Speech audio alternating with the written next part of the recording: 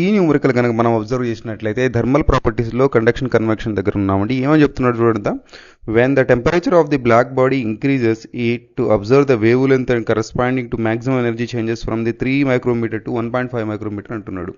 So ఏమంటున్నాడు, energy find out చేయాలి మనము E1/E2 రేషియో అంటున్నాడు. మనకి డైరెక్ట్గా మనకి ఫార్ములా లేదు కాబట్టి మనం ఏం చేద్దాం, ఇక్కడ మనం అబ్జర్వ్ చేద్దామండి. ఇక్కడ ఫస్ట్ మనకి ఫార్ములా రాసుకుందాం ఎనర్జీది. స్టీఫెన్ బోల్జ్మన్ లా నుంచి మనకి E equals to sigma into T⁴. మనకి E directly proportional to T⁴.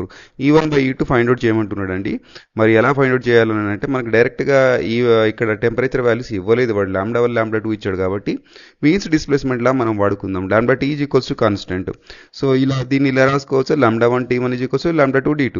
So ఇప్పుడు దీన్ని λ1/λ2 T2 జాగ్రత్తగా రాయాలండి. ఇది T1 ఇడిపోతుంది, ఇక్కడ T1 ఇడిపోతుంది కాబట్టి 3/1.5.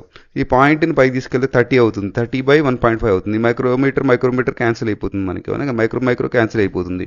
అంటే 30/15 అంటే 15 2 30 కాబట్టి 2/1 వచ్చేసింది ఇక్కడ మనకి.